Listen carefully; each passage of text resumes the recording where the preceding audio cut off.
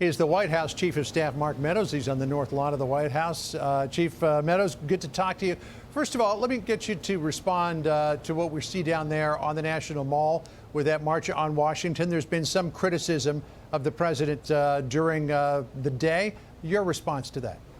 Well, I mean, obviously, the Constitution allows us to peacefully assemble. And so when it's a peaceful protest, that's something that our Constitution protects, is something that we can all support, whether we agree with the message or not.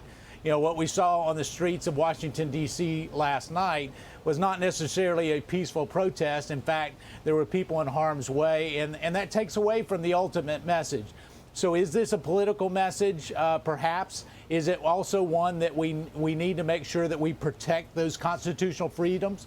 Absolutely. But what we don't need to do is condone what's happening in communities across the country.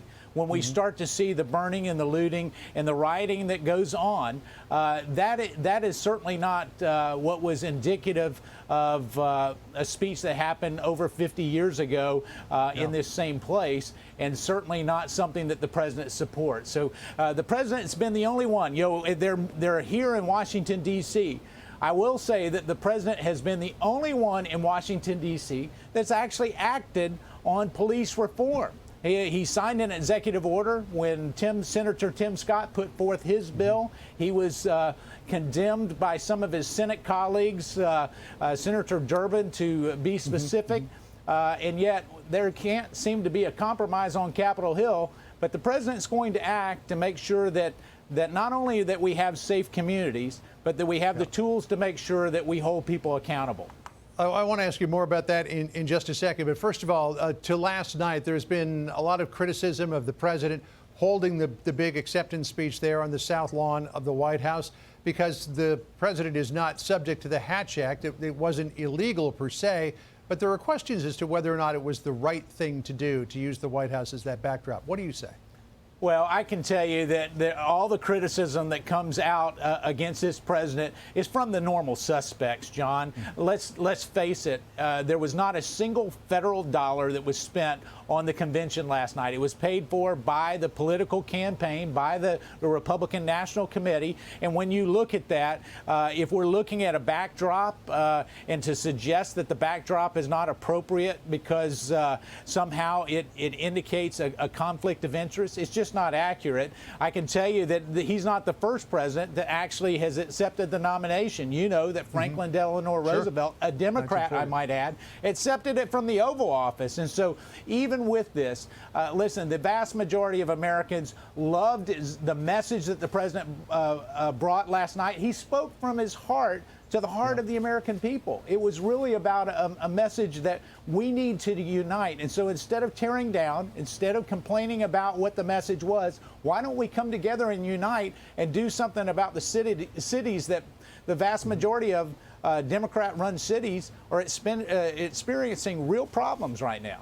Let's get to that, although I should point out that in 1940, the setting for the acceptance speech was probably somewhat more subtle than what we saw last evening. It was more subtle only because it was actually paid for by federal dollars there instead of the Republican National Committee that paid for it last night. And subtle or not, this president never does anything subtle. And I can tell you the message that came forth last night was unmistakably a contrast between Joe Biden and the President of the United States, between safe communities and chaos. Between and on that front, Chief Meadows, Joe Biden finally came out yesterday to denounce the violence that's going on in cities across America, even though there was no mention of it for the entire week of the Democratic National Convention. But he also said this about President Trump. Let me play that, and I'll get your reaction in the back end. He views this as a political benefit to him. You know, he's rooting for more violence, not less, and it's clear about that. And what's he doing? He's kept pouring gasoline on the fire. This happens to be Donald Trump's America. Throwing gasoline on the fire, the accusation there. What do you say, Chief Meadows? Well, I can tell you that Joe Biden sees this as a political liability, which is why he's finally, after 90 days in Portland rioting, and why month after month things have gone on, he's remained largely silent. In fact, if anything, he's condoned it and said that there should be more of it. But the problem that we have is it's his running mate and people associated with his running mate that actually were bailing people out that got arrested for the rioting that happened in the first place. So, you know, it's typical Joe Biden hypocrisy when you really look at what he does and the actions that come from this. Listen, is he going to go ahead and denounce today all these people that are talking about defunding the police? Let's see if he's really real about it, and let's see if it's more than one comment that he can point back to, hopefully in a debate, and if it becomes part of an action that he's really willing to take on behalf of moms and dads and people all over the country that are worried that their communities are no longer safe because of Democrat activism. Do you believe that the violence that's going on in cities across the nation is beginning to hurt Joe Biden?